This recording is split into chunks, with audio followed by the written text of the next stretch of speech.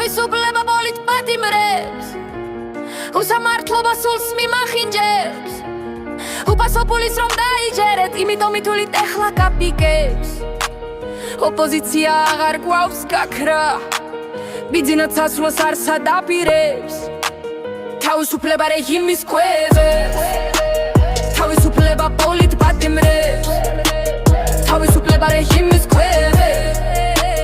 თავისუფლება ბოლით პატიმრებს